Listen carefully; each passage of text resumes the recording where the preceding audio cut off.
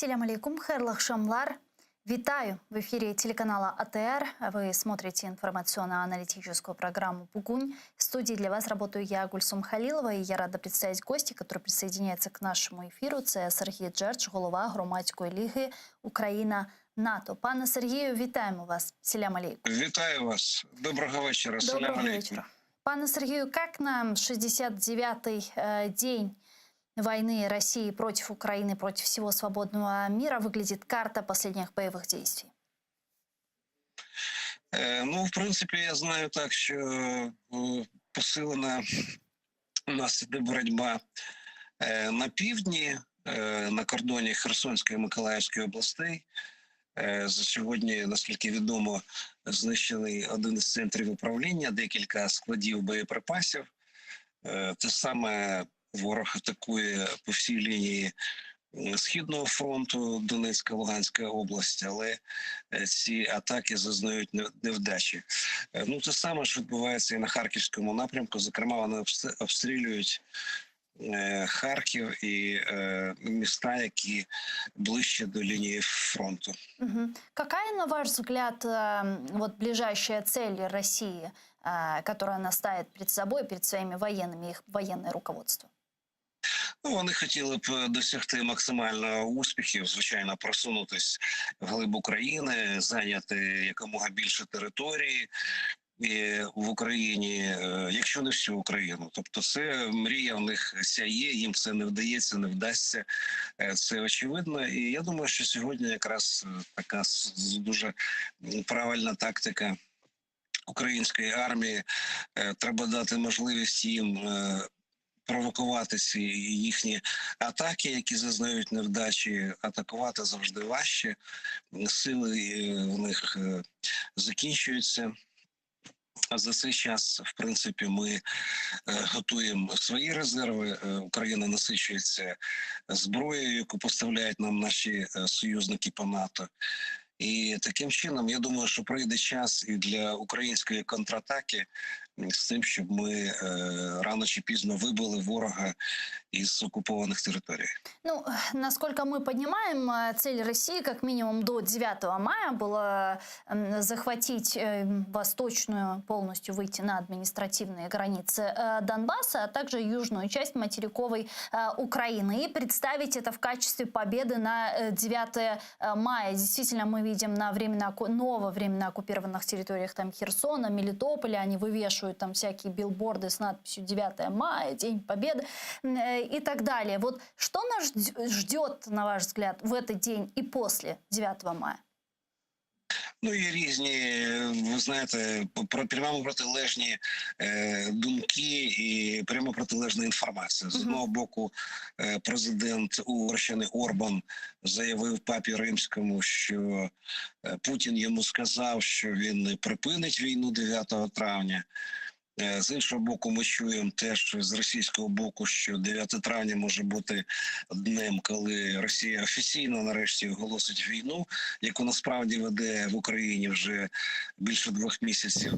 Але, можливо, це оголошення, воно буде більше стосуватись нереальних змін, тому що тут вони воюють всіма засобами і всіма своїми можливостями, які ми тільки можуть.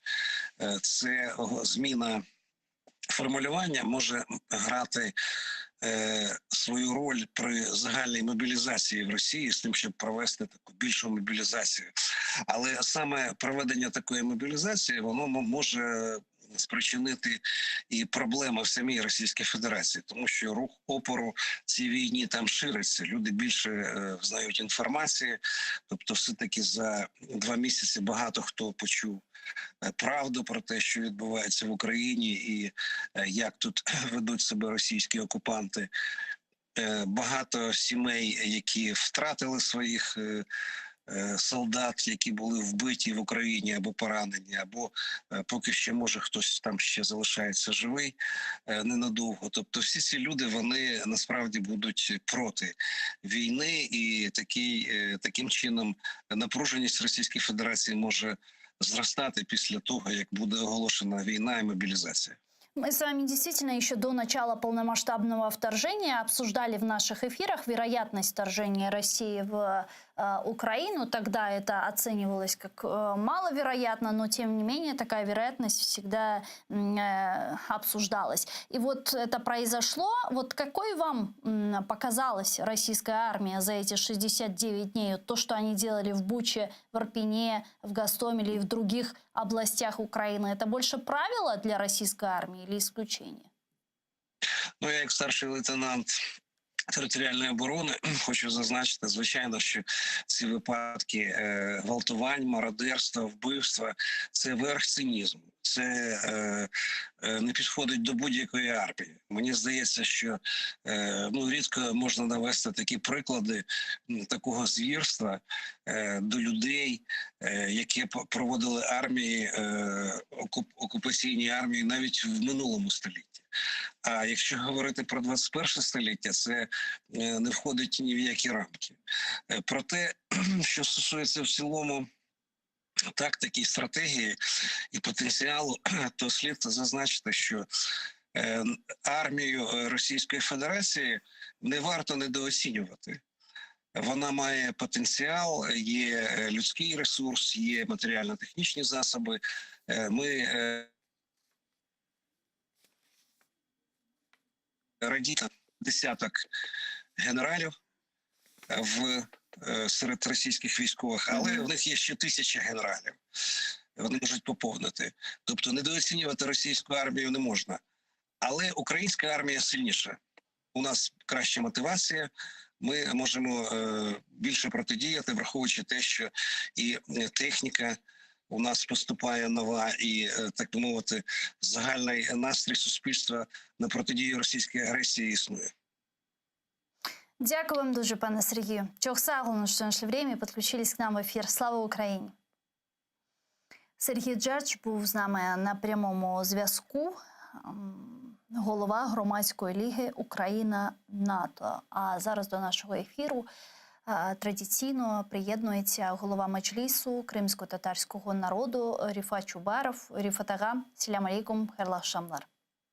Хайрлах шамлар, доброго дня и вечера всем. Рифат ага, мы сегодня много с нашими гостями, которые подключались к нам в эфир, народными депутатами, военными экспертами, обсуждали вот ту критическую ситуацию, которая, к сожалению, сохраняется в Мариуполе. Там хоть сегодня и порядка 156, если не ошибаюсь, гражданских были эвакуированы в Запорожскую область, но тем не менее на территории промзоны Азовсталь остаются очень много сотни раненых украинских военных и гражданских, которые нуждаются в эвакуации. В эти дни они обращались в том числе к Турецкой республике, чтобы Турция помогла их эвакуировать. Вот как вам видится ситуация сейчас в Мариуполе? Какова вероятность того, что Реджеп Тайип Эрдоган как-то обеспечит эвакуацию людей и гарантии безопасности этой эвакуации? Ну, дивіться, зусилля щодо того, щоб евакуювати з блокованого вже не Маріуполя, а Азовсталі, от цієї території цього заводу, наших військових, цивільне населення, а також поранених, в тому числі там є дуже важко поранені, займалися різні структури і посадові особи. І генеральний секретар ООН приїжджав і зустрічався з Путіним, обговорював це питання.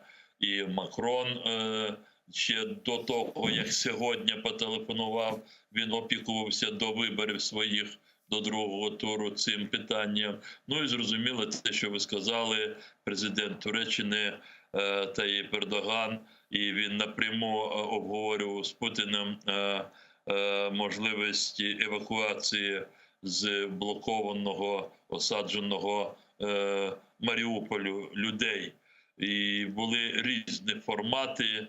Наприкінці, буквально 2-3 дні тому, був формат, що дається безумовний дозвіл і створюється коридор, і під наглядом спеціальних посередників з Організації Об'єднаних Націй будуть вивозити цивільне населення, а там жінки, діти, чоловіки старшого віку і поранених. Але по факту стало, що тільки розпочали цивільне населення, але ще не вивезли всіх.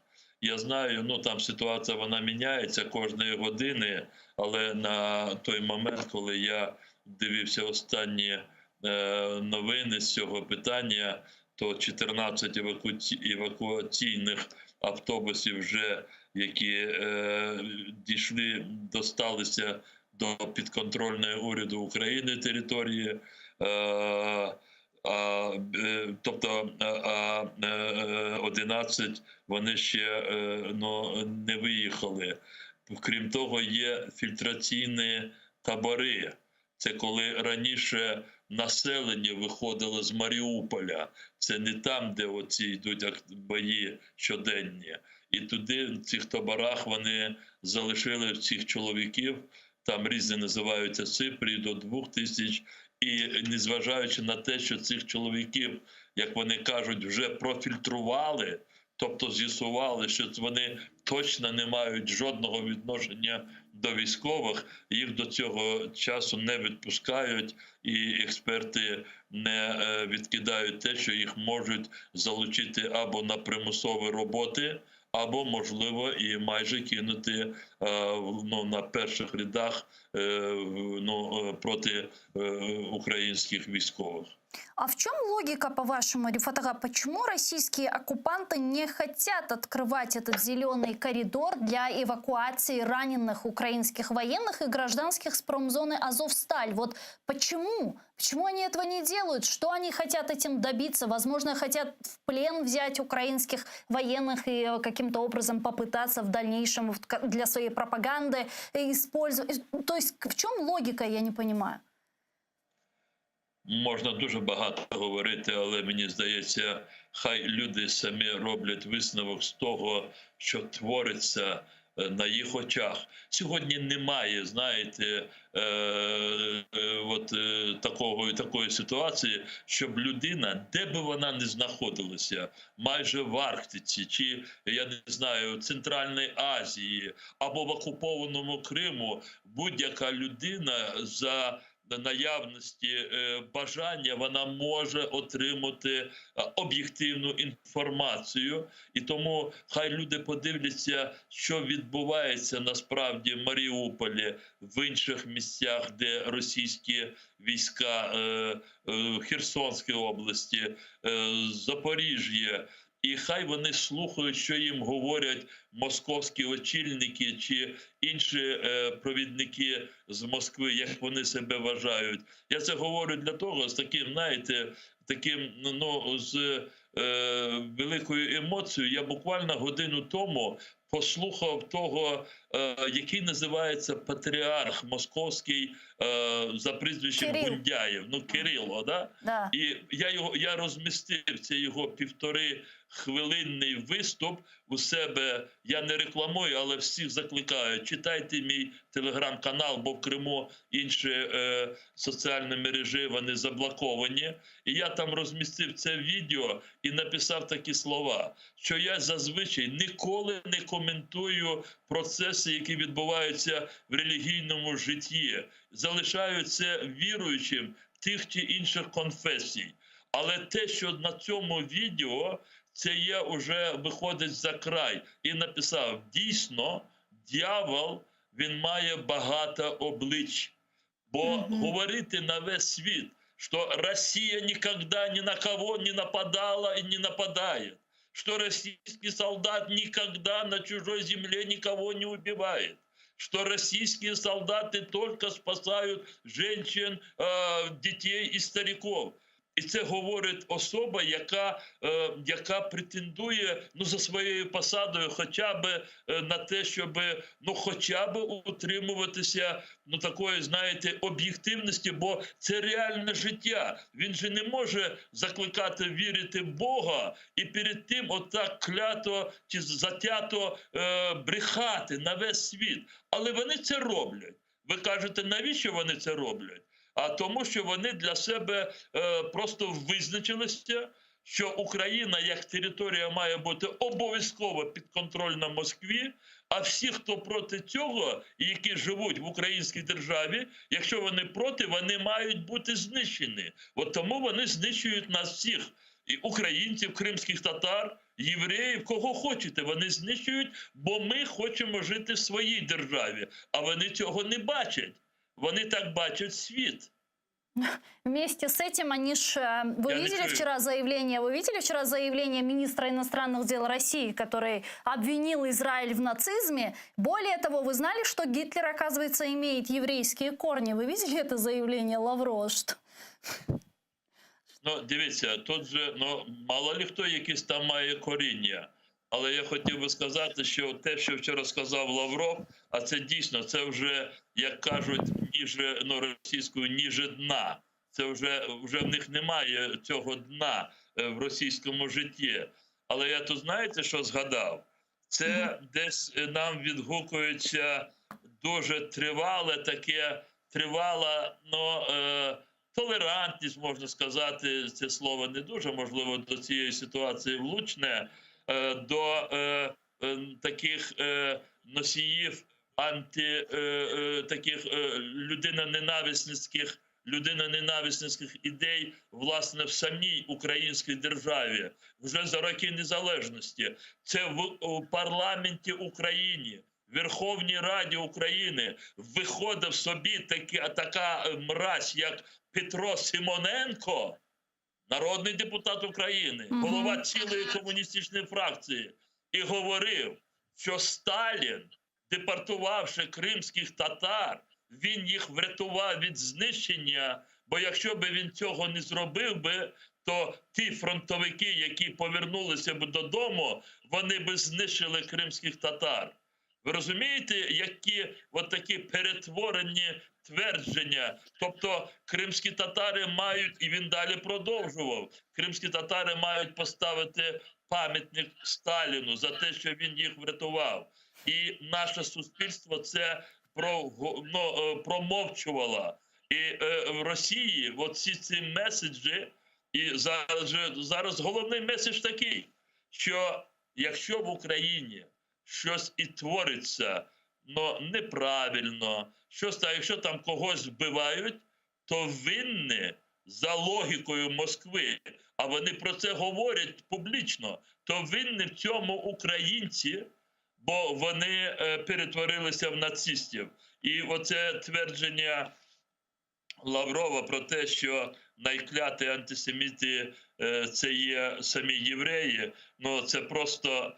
це образа, це не тільки образа євреїв, це не тільки образа мільйонів жертв Голокосту, це образа всіх нас, і депортованих кримських татар, і померлих мільйони українців від Голодомору.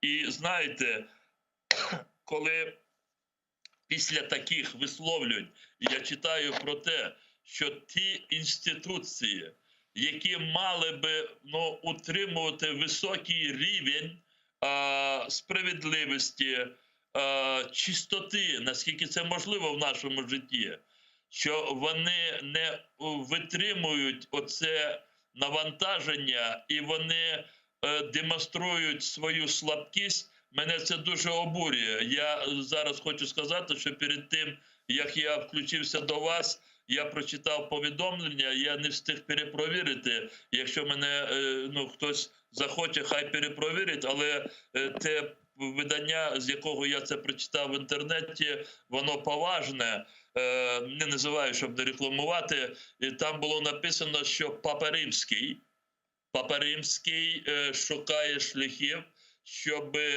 зустрітися з Путіном і обговорити трагічну ситуацію в Україні. Ви розумієте, якщо Папа Римський буде дійсно реалізовувати такий свій намір, то його дипломатичні служби будуть входити в взаємодію з Лавровим, який вчора нам вже пояснив, що євреї винуваті в тому, що був Голокост. А завтра він скаже, що кримські татари винні в тому, що їх знищують, бо вони не підкорилися Росії. І післязавтра ще щось таке скаже. Світ має бути більш послідовним. Сказали провідні лідери, що Путін вбивця. Сказали провідні лідери, що міністр Лавров терорист. З цього треба виходити.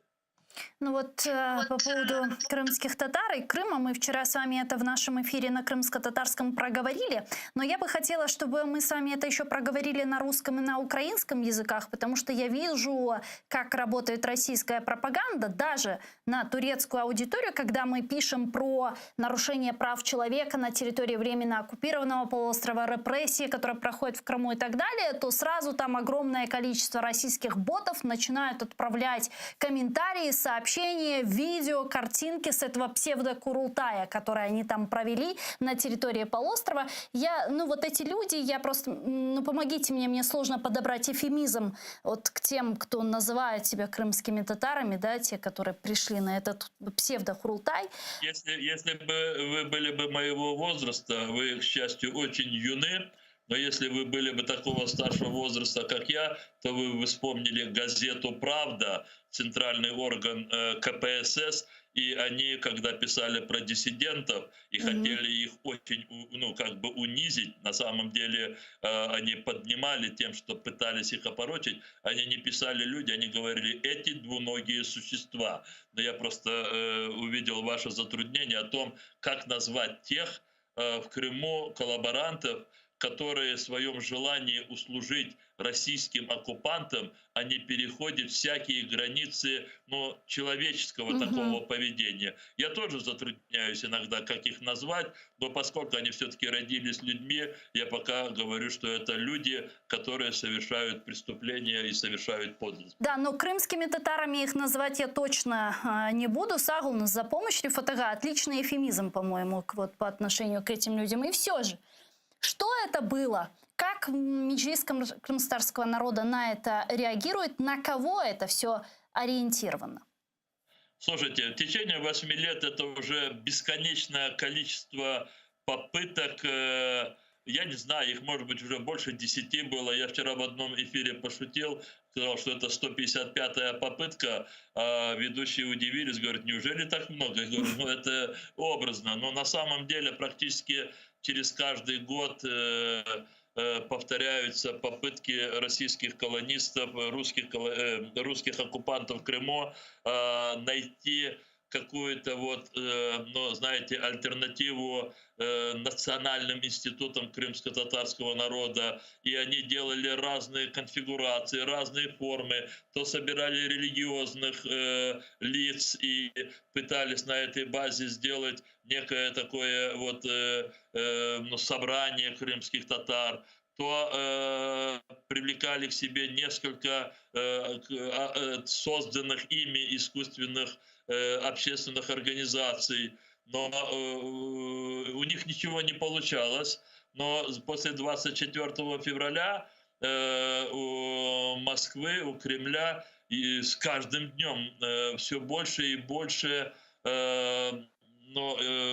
есть необходимость, чтобы внутренней политике, собственно, российское общество удерживать в определенных рамках контроля, потому что война длится уже очень долго, и представление российского общества тоже. Все больше и больше убитых российских солдат, и Кремль очень боится перехода российского общества в иную такую форму поведения, и поэтому очень важно для Москвы каждый день удерживать картинку всеместного одобрения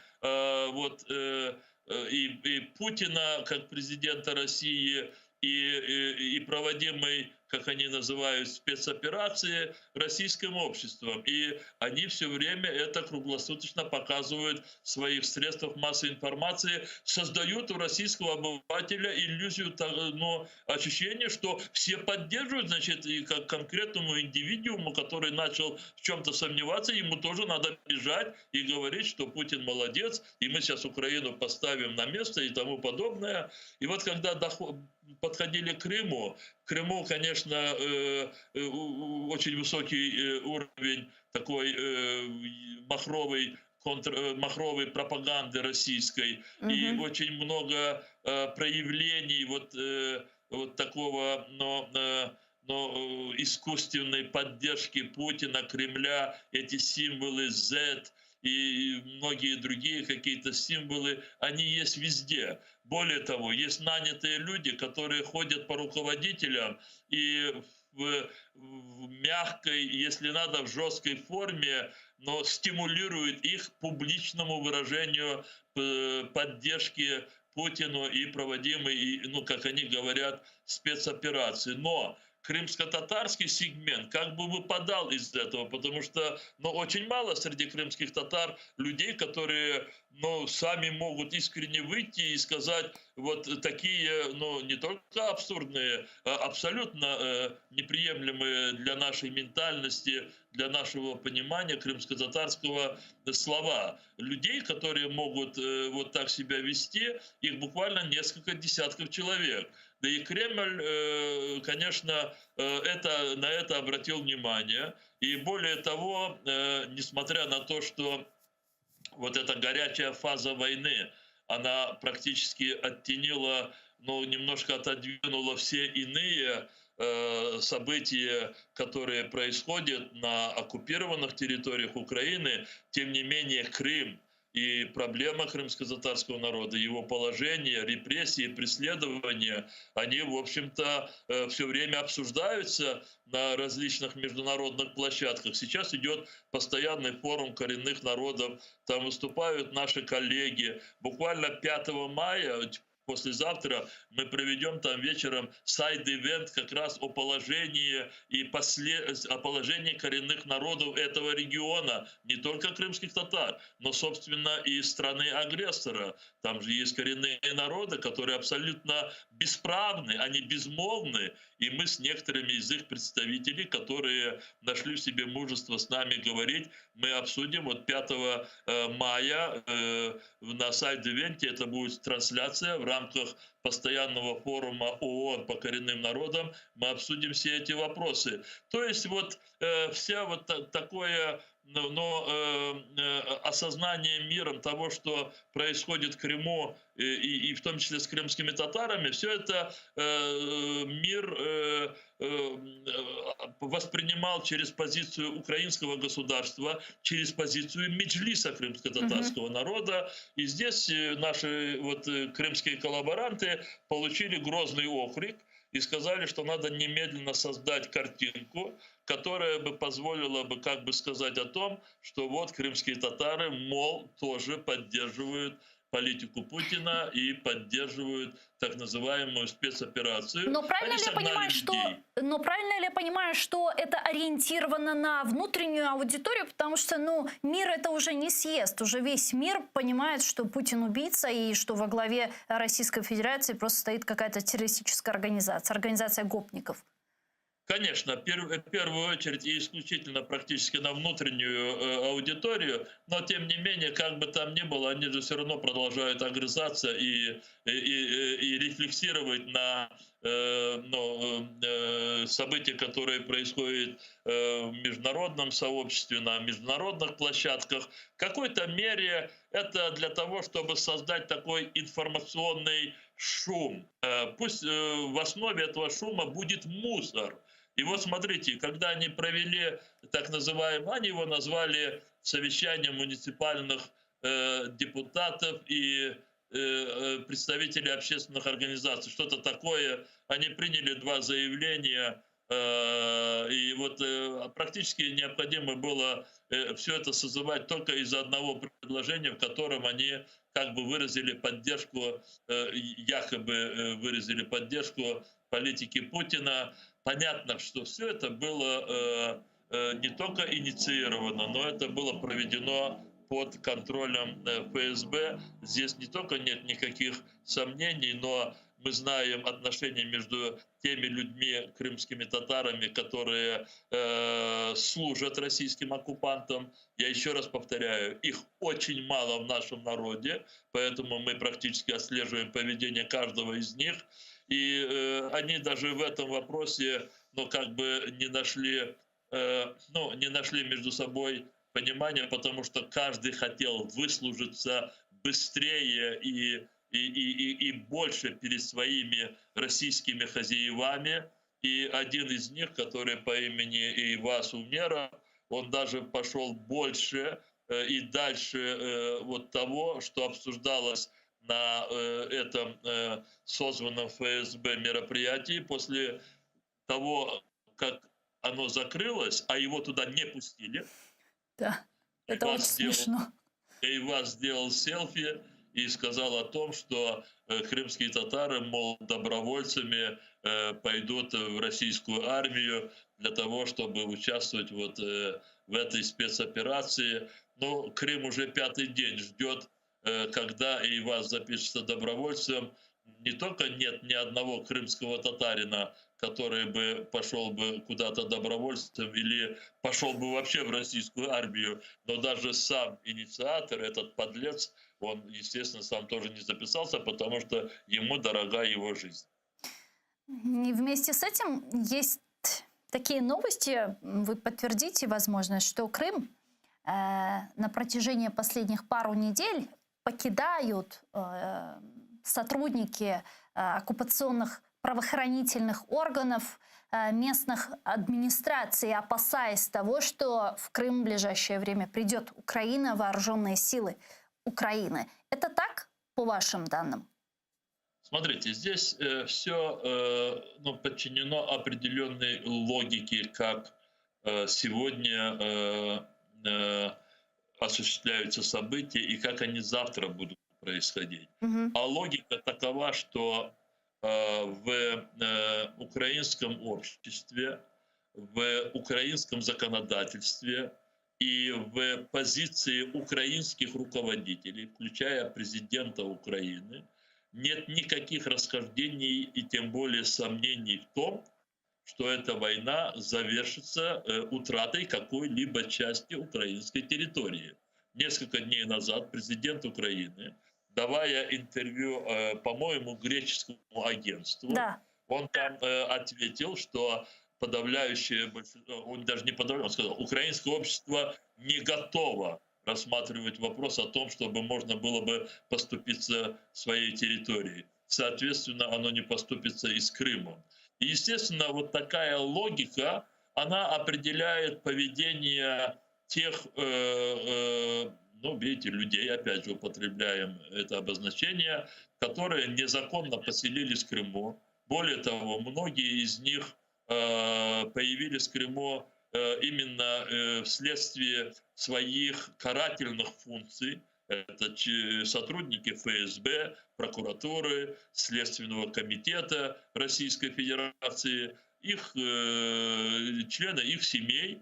И, разумеется, те, которые заглядывают вперед, они из этой логики прекрасно себе осознают, что рано или поздно здесь будет восстановлен суверенитет украинского государства. Разумеется, войдут не только украинские вооруженные силы, но будет восстановлена украинская администрация, будет управление. Ну, то есть Украина возвратит свои оккупированные земли и восстановит свой суверенитет. И этим все сказано. А эти люди прекрасно осознают, что они, поселившись в Крыму, совершили преступления. И они просто уже начинают, наиболее дальновидные из них, начинают уже выезжать или готовиться к выезду. И мы в этом их, в общем-то, поддерживаем, потому что они оставят нам меньше забот, когда мы все возвратимся домой.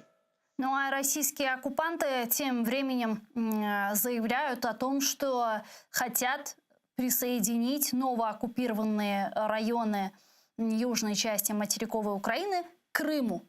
Как вы восприняли эту информацию? Как это возможно? Ну, это одна из версий, версия, которая имеет, в общем-то, основание быть озвученной, потому что есть такие позиции. Я слышал подобного рода предложения и от представителей Государственной Думы России, и некоторые военные на эту тему высказывались. У них могут быть разные подходы. Я думаю, что все-таки окончательная конфигурация позиции, поведения, намерений Российской Федерации. Эта конфигурация будет озвучена в ближайшее время. Все-таки пока решений, публично утверждаемых руководством России, декларируемых руководством, пока еще нет. Хотя понятно, что сегодня уже оккупированные территории, новооккупированные территории Украины, это Херсонская область, часть Запорожской области, практически все побережье, которое примыкает к Азовскому морю. Понятно, что Россия не будет их оставлять,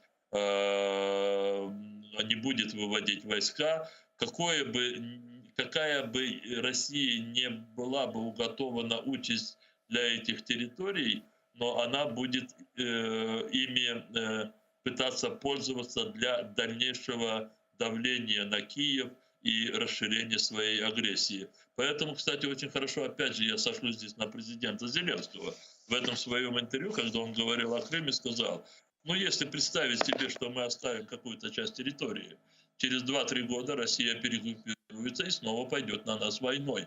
То есть президент дал очень четко понять, что не просто невозможно поступиться какой-то частью территории, но само по себе уступка этой территории будет преступлением, потому что Россия с этой территории вновь и вновь будет идти войной на украинское государство. И 24 февраля это, по-моему, продемонстрировало уж всем. Я хотел бы сейчас видеть некоторых так называемых украинских политиков, этих Мураевых, я не хочу называть ваших коллег-журналистов, которые очень быстро перекрасились из News One, из других каналов, которые постоянно говорили, как хорошо в Крыму там, может быть, не настолько примитивно, но пытались убедить украинское общество, что в Крыму всем живется хорошо, что местная оккупационная администрация проводит политику,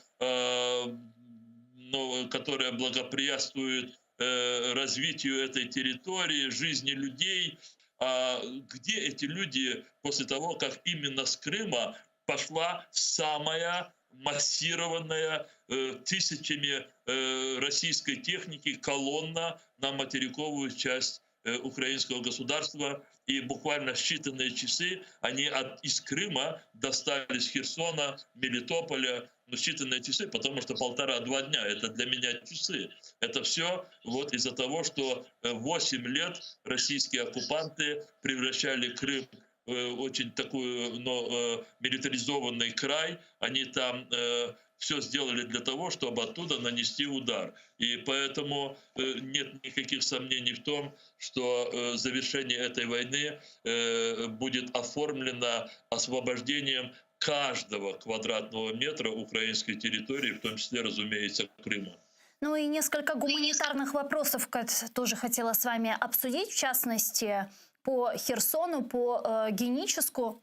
Сейчас эти районы находятся под оккупацией Российской Федерации. Что в этих районах делать социальным работникам? Многие из них крымские татары, работают в школах, в сфере образования, здравоохранения, администрации, сельские советы и так далее. Как им себя вести? Им выезжать на подконтрольную Украине территорию или работать в российских реалиях?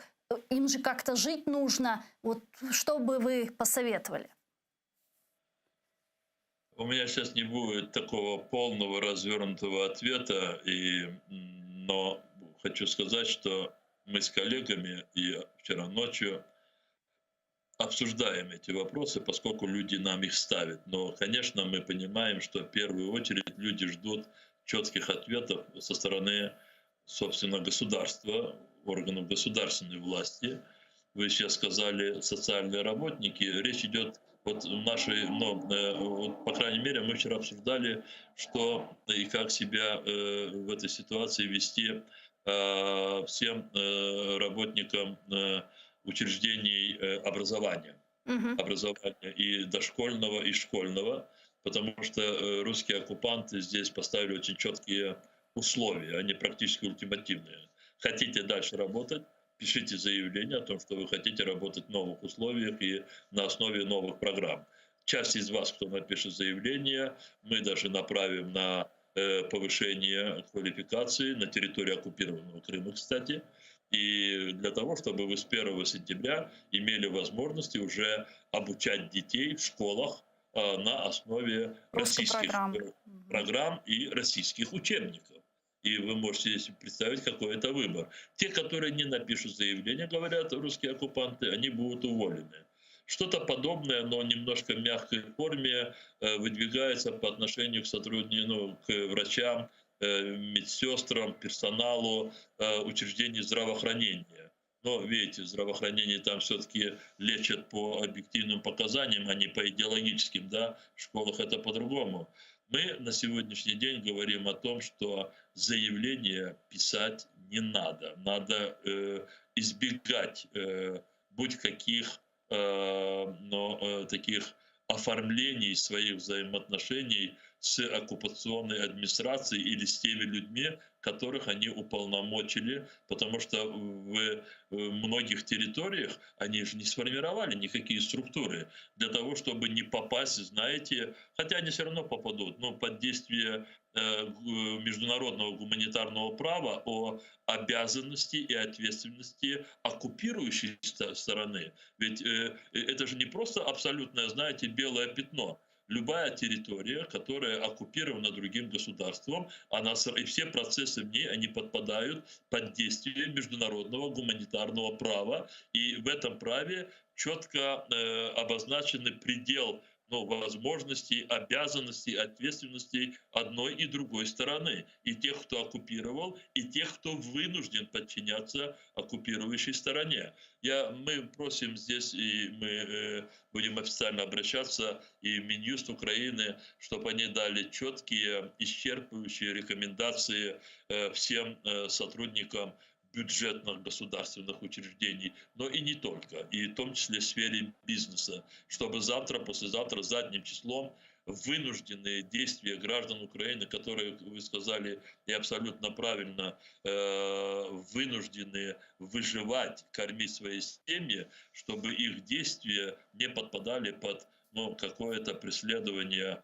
или нарушение, вернее, чтобы их действия не нарушали нормы украинского законодательства. Те, которые сегодня действуют, или те, которые завтра могут быть приняты. Но ведь правильно ли я понимаю, что даже вот те люди, которые продолжат оставаться в школах, в сфере образования, здравоохранения и так далее, они будут так или иначе использованы российскими оккупантами. Мы видели, как это делали они в Крыму, да, если речь идет о какой-то школе, университете, людей, учителей заставляют брать детей и идти на какие-то митинги, брать студентов, приводить на какие-то акции и так далее. То есть так или иначе эти люди ведь будут использованы, и в том числе и речь идет о врачах.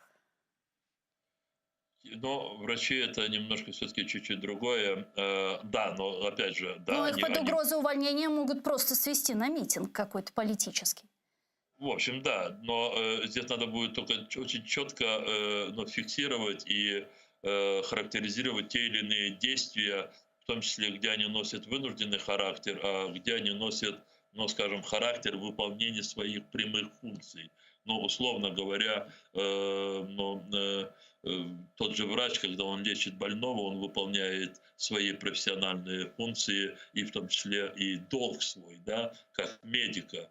Но, с другой стороны, его могут привлечь каким-то действием, которые носят противоправный характер. Но его могут направить, я не знаю, там, на какие-то действия полувоенные или военизированные, или еще что-то. Поэтому я не хотел бы сейчас, может быть, просто размышлять, как, в данном случае тоже как обыватель.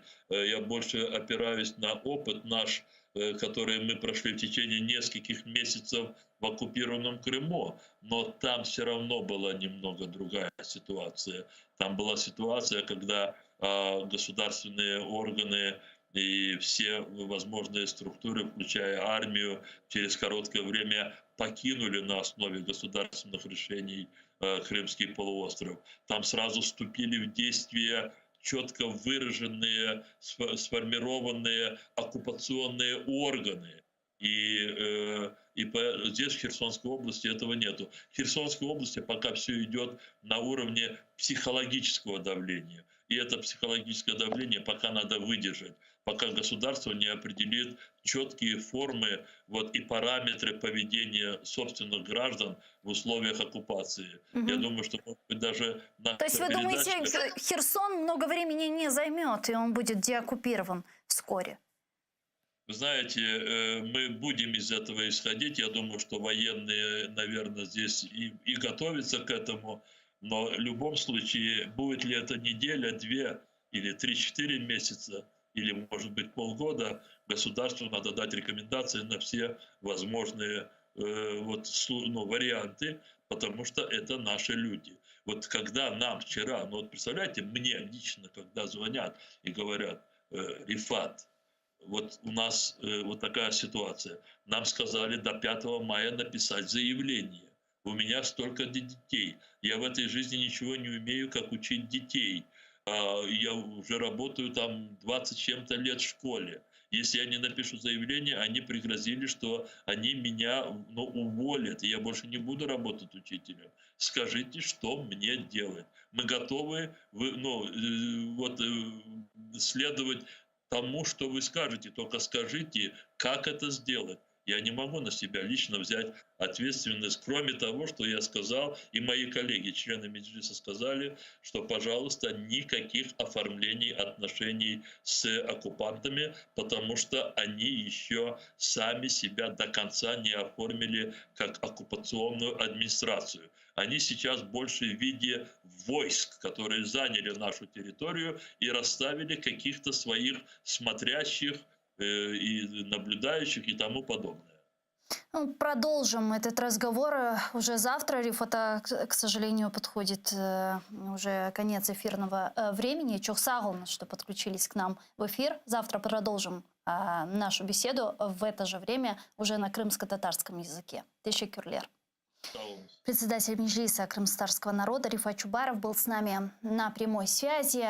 Эфир телеканала продолжает информационная программа «Заман» на украинском языке. Наши журналисты расскажут вам о самых последних и актуальных новостях на 69-й день героического сопротивления Украины, украинского народа и всего свободного мира российскому фашизму. Не переключайтесь, оставайтесь первым крымско-татарским, ведь сразу после новостей в эфире вас поприветствует мой коллега Айдер Муждабаев в программе «Прайм Муждабаев». Корушкенджи.